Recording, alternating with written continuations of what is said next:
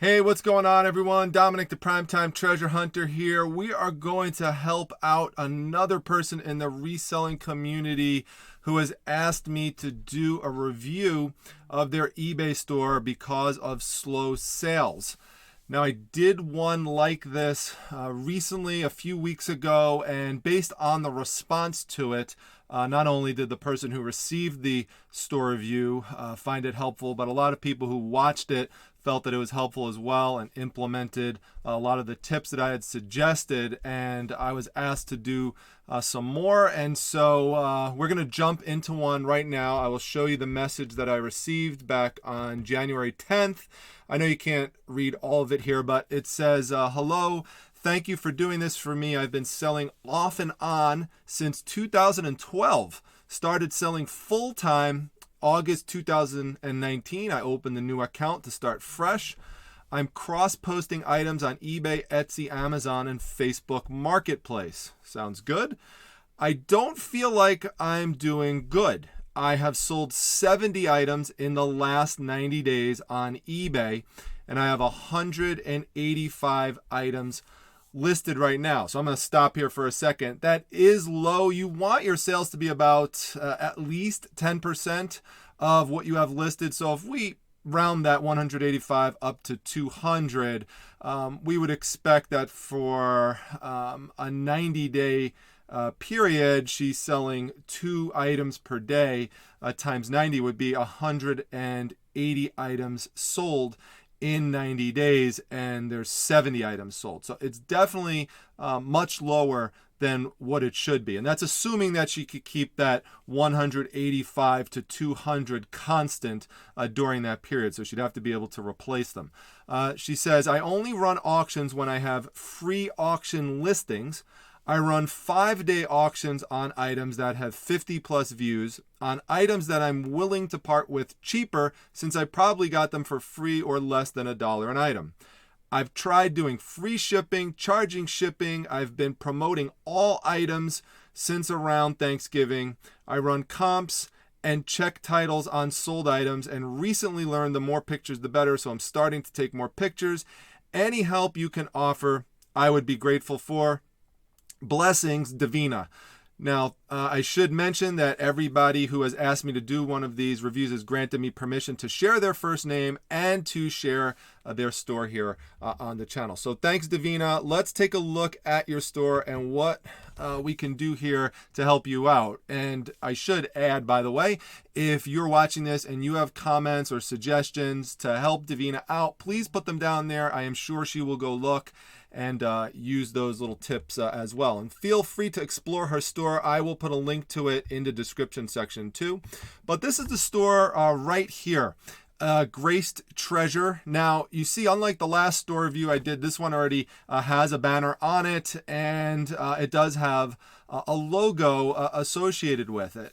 Now, my feeling about this, and these are more minor points, but I like to bring it up because it's my first impression when I come to the store, and then we'll get into some specific listings. But I like to tell you what my first impression is when I come across a page. And so I actually feel a little bit overwhelmed by the size of the font for the store name. It just kind of, like feels like it's just taking me over. So I would suggest shortening that somewhat. Whatever you wind up going with for your name, and sometimes store names change over time, just kind of condense a little bit. The only time I'm going to show my store in this video is right here, just to show you an example of me kind of condensing it in the middle there, and then around it you have examples of some of the items that I'm selling. And I would suggest trying to do something like that, incorporating some type of items that you're selling with your banner. You can get a banner redone very easily at Fiverr.com, Fiverr.com.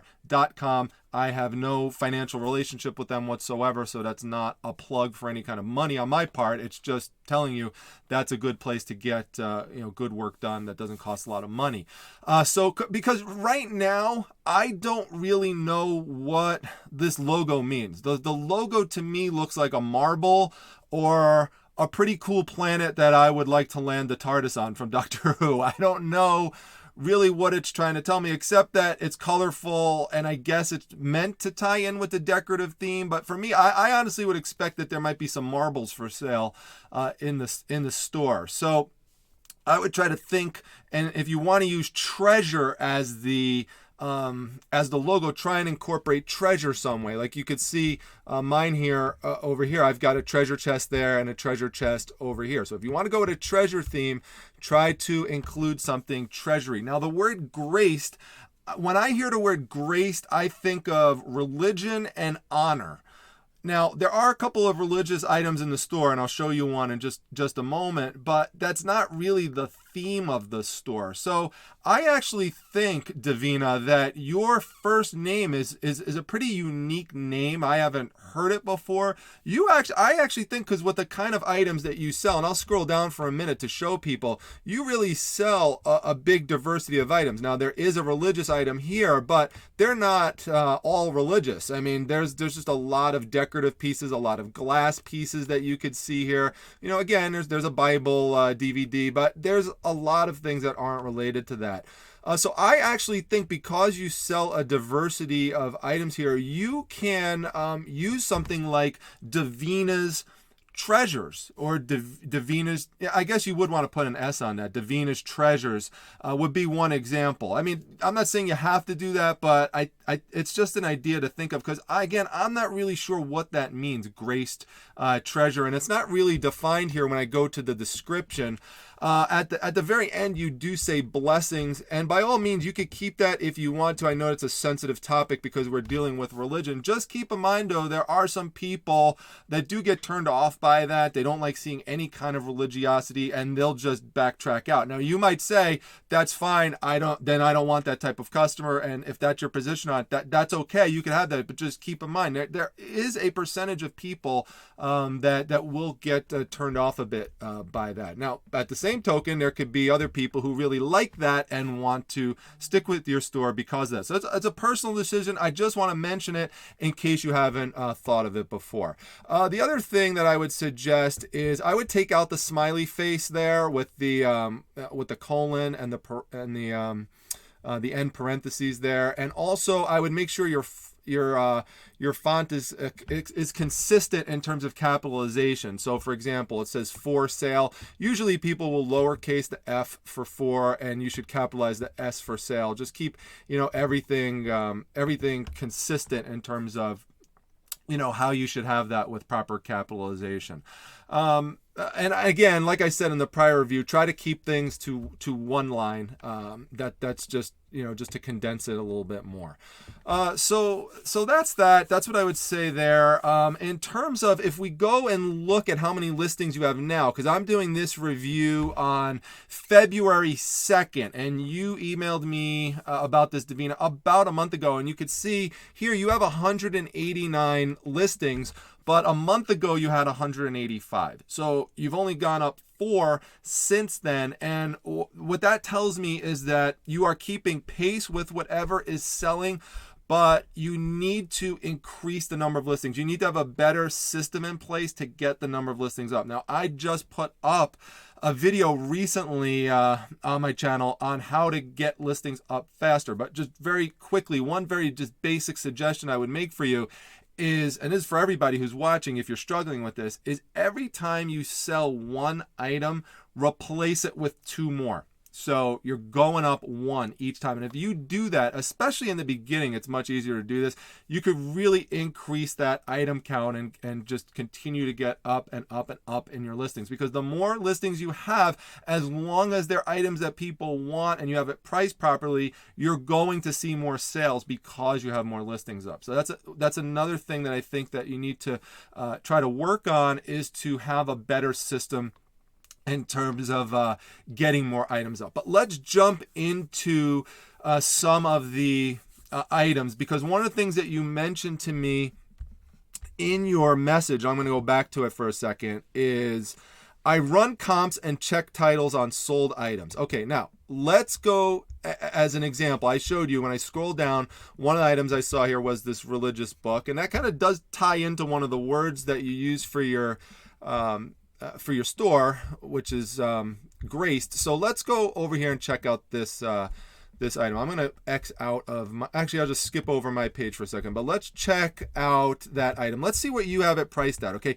you have it priced at, and I'm going to expand it out a little bit. You have it for $10 and $2.80 economy. So I assume that's going out media mail. It's a book. So $12.80 for this book.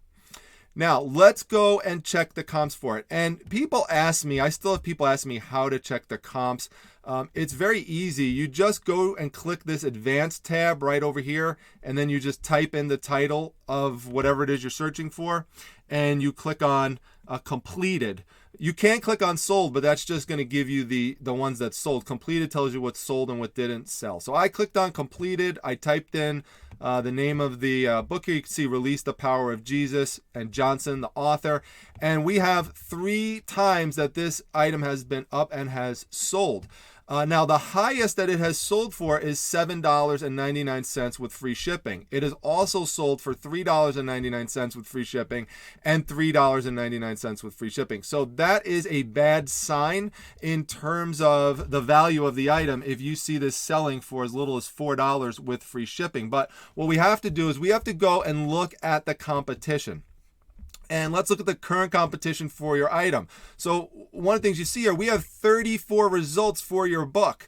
And the cheapest someone is selling it for, again, is $3.98 for free, with free shipping. Here we have $3.99 free shipping.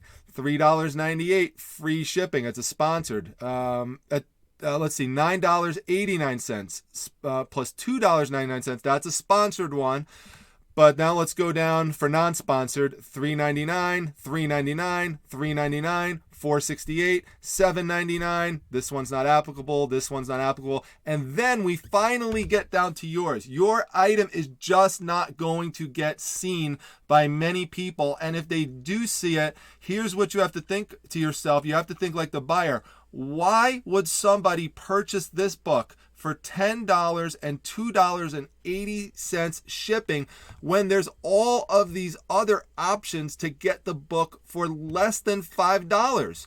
They are not going to spend that kind of money. So I think that, Davina, what I would suggest is to go through all of your items just like this and check the comps on them and make sure you have it priced properly. If you want your items to sell, as long as the condition is the same or similar to what people are selling it, selling the same item for less, and their feedback is similar to you, then you really need to try to compete with them on price better if you want to make the sale. I would suggest trying to be able to beat everybody on the price if you can, if there's multiple items. It's a competitive marketplace, and you have to do that by sourcing lower. Now, what I would have said is that this is not an item that I would even have sourced to begin with, because I would have checked this comp right here, and I would have then checked what the current competition for it is on the marketplace. Now, it is true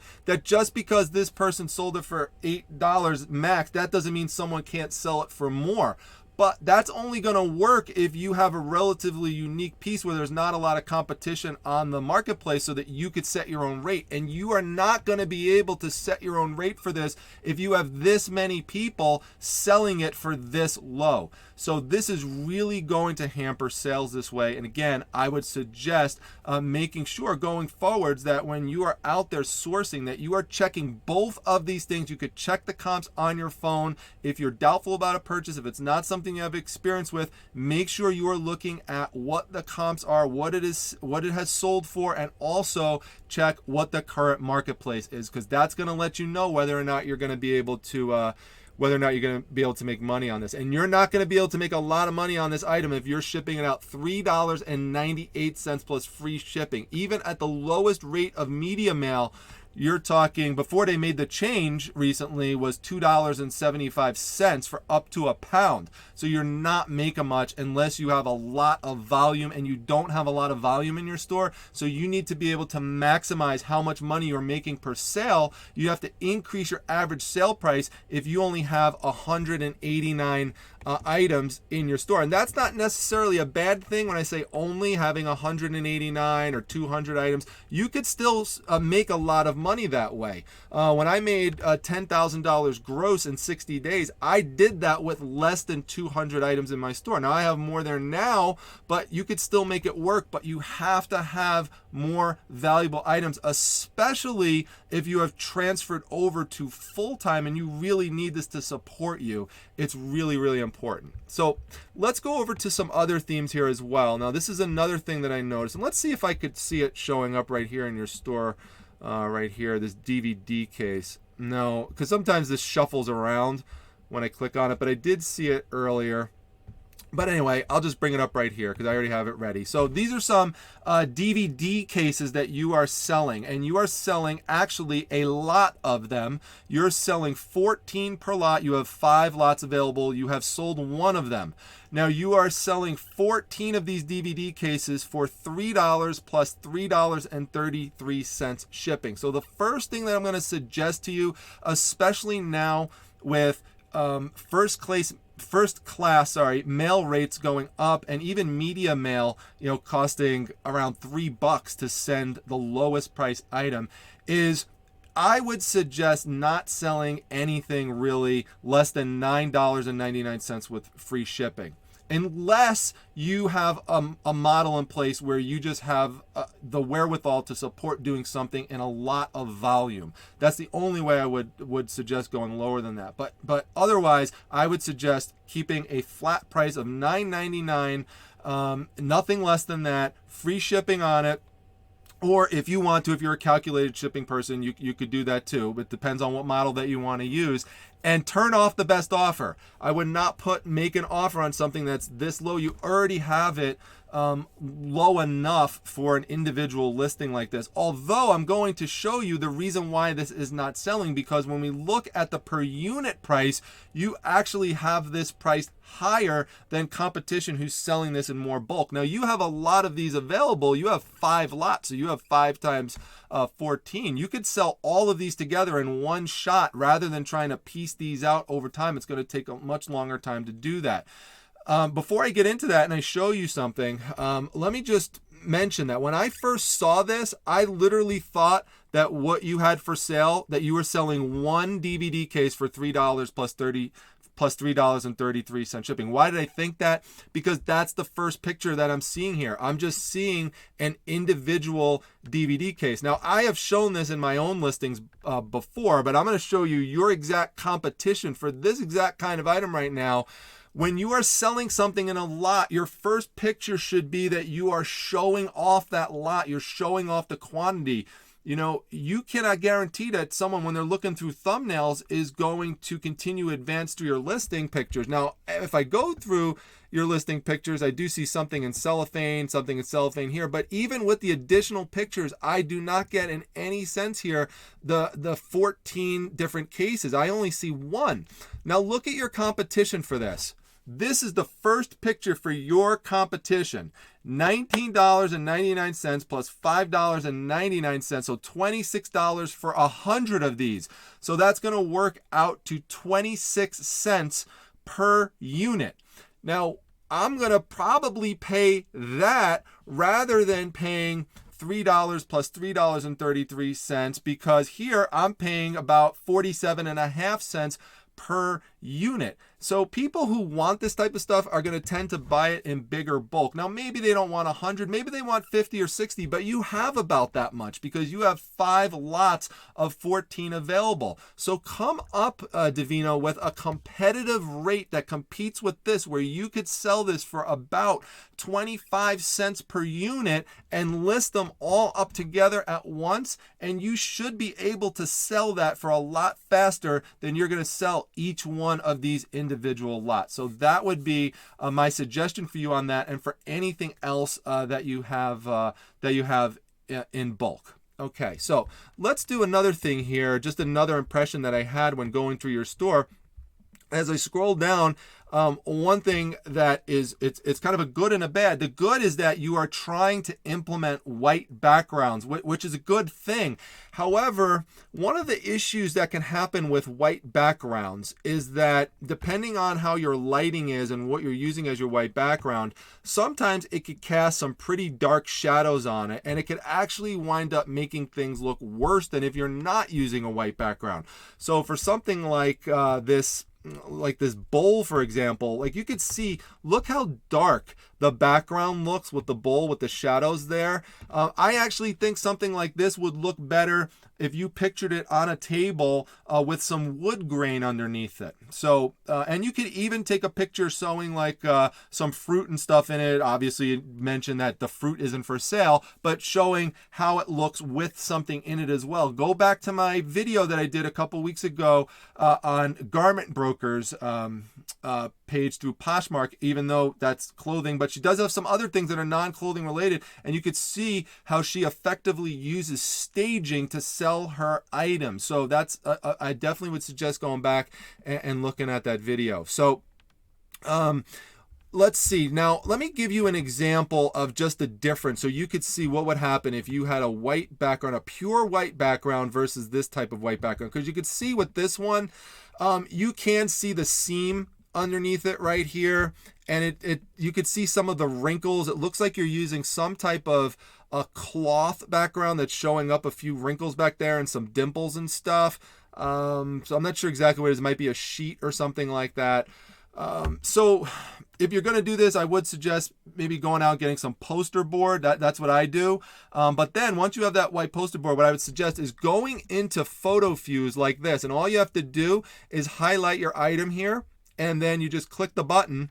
And I already did this already for you, and I made another listing, so just to show you side by side what it would look like. And so here's what the end result would be. So if you're someone watching this, what would you rather purchase? Would you rather purchase this one with the clear white background that's going to seamlessly integrate with eBay's page, or would you want to get this one which has the darker background behind it?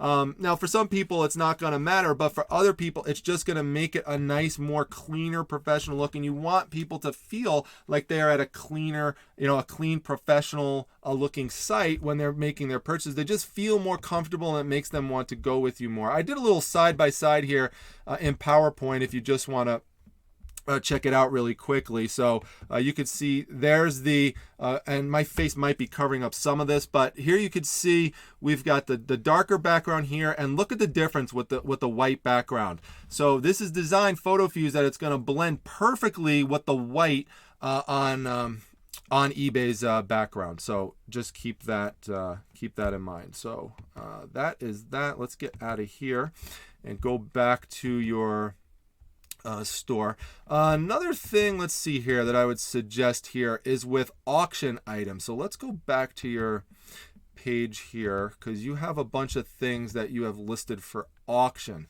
And I'm just going to make a general comment about auctions. I do use auctions once in a while. Let me click on auction for you here. You have, because you mentioned it to me in your email, Davina. You don't have too many things for auction. I only see 9 things here right now. But in general, I would reserve auctions for items that have very, very high demand and very low supply, because that is the exact situation where you are going to get a bidding war. Okay, or if they're items that you literally are willing to just almost write off and you just want to get rid of, and you just set the price really, really low just to cover your cost of shipping basically and your cost of goods, and just to get it out of there. Like you're almost just trying to clear space. You could generate some feedback. That's another reason to do auctions. I usually don't do that. It's very, very rare for me to do. Normally what I would do is take the items and combine it with something else to add value so I could drive the price up. Now, as an example here of where you would have an issue with an auction format, this would be an item that you're going to have a problem auctioning off, because there's just not going to be multiple people named Cindy who are going to come to this page and get involved in a bidding war over a cup. It's just not going to happen. And I don't mean to sound mean when I say that. I'm just trying to be realistic about it. This is the type of item that you just want to have set up as buy it now, and maybe you could make an offer on it if you want to. And hopefully someone named Cindy, one person named Cindy, comes across it that likes it and wants to buy it from you. Another thing that I would tell you, and I did run this by Mrs. Primetime just to get her point on it. So take this item right here. You have these vintage Francoma pottery desert gold creamers here, the creamer and the sugar bowl. Okay, now you have it for $5.99 plus $13.38 shipping. So let's just say this sells for $5.99. Or someone wants to put a bid in like that. I actually would tell you, I think people are going to be averse to doing that because most people are not going to want to pay more for shipping than the item is worth. They're just not going to want to do that. People will be more willing to pay $19.99 with free shipping than to pay $5.99 plus $13.38. Now, this is going to be a little bit, I can't tell the exact size on it, but you could wind up shipping this for less than $10 if you do it cubic rate shipping. So you'll probably make less than $10 on this depending on what you sourced it for. But again, this is where it gets into looking at comps. You have to see what are the comps for this type of item. And so if we do a comp search here, and I just did one for you can see the words here: Francoma creamer sugar gold. Okay, because it's called desert gold. And I look here, well, I have some things that sold, but these are not exact matches, so we've got to wash them out. And the ones that these ones here, these are a little bit these have a little bit nicer decorative quality to it, and they sold for $19.99. Best offer was accepted, so it sold for less than $19.99 plus the $13.55 cents free shipping, and those have a nicer decorative quality to it. But let's go back to some of the other ones that might be a closer match to yours. This is actually yours, I believe, Davina, because it says here it's the same. It looks like the same picture. You tried selling it for $20 plus $13.38 shipping, and then you moved it over to auction format. So let's go down. That's not an exact match. That's not an exact match. But even these nicer ones are selling for $12.95 plus $10.89 shipping. But then we have a bunch of other ones that are more closer matches, and they're just not selling. These are not selling, not selling. We have a lot of things that are not sold. And this is the advantage of searching for completed, not just searching for solds, because you want to get a sense of what's not moving. And a lot of these items are just not moving. Here's one that looks like a closer match. This is $18.95 plus free shipping. That was, no one even put in a bid for that one.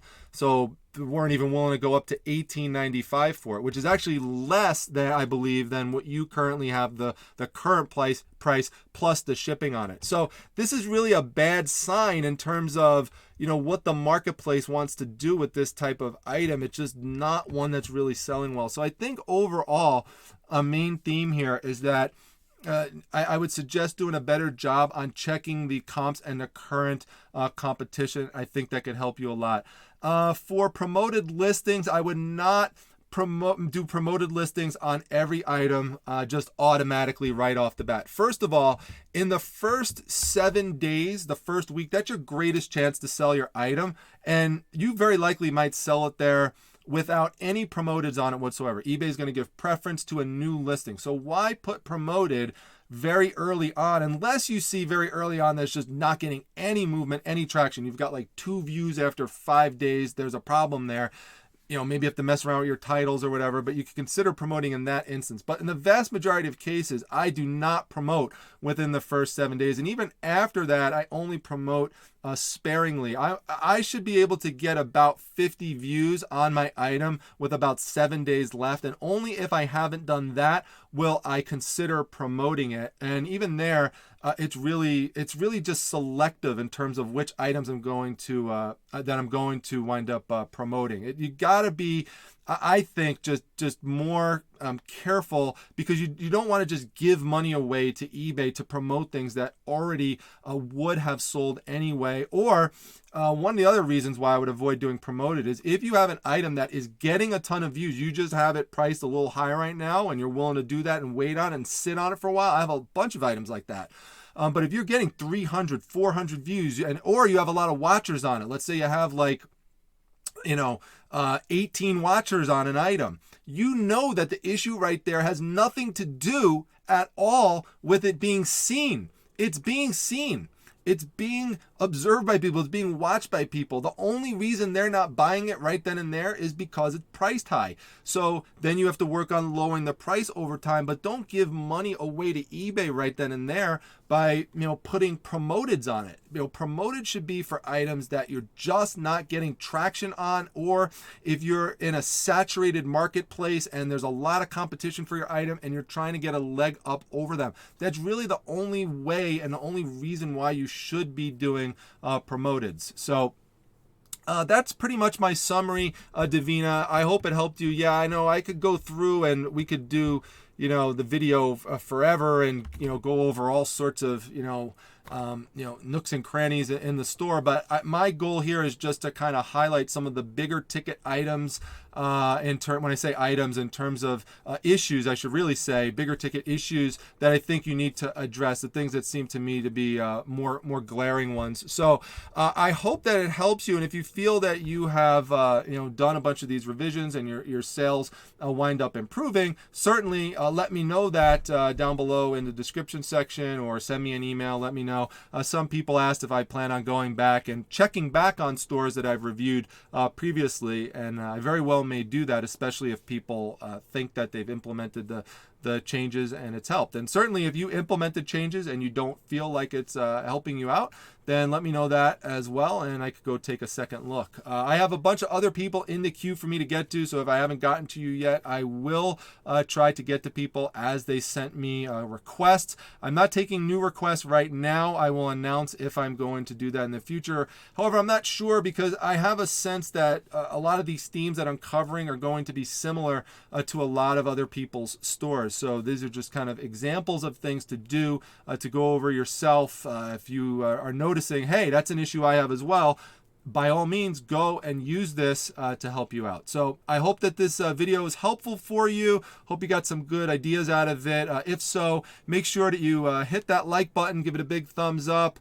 Make sure you subscribe to the channel to show support. Hit this little bell icon right up top. This will give you notifications for when I go live. I usually do a live show every Wednesday night at 9 p.m. except this week I'm not doing one because I am going out to interview someone and record it, and then I will post a video of that at a later time. I'm actually going to be doing that interview Wednesday in the afternoon somewhere. So that's going to be a lot of fun. Stay tuned for more information on that. Come to my Facebook group, the Facebook Reselling Resource Center, and follow me on Instagram. That's at @prime_time_treasure. I'll see you back at the next video, everyone. Take care.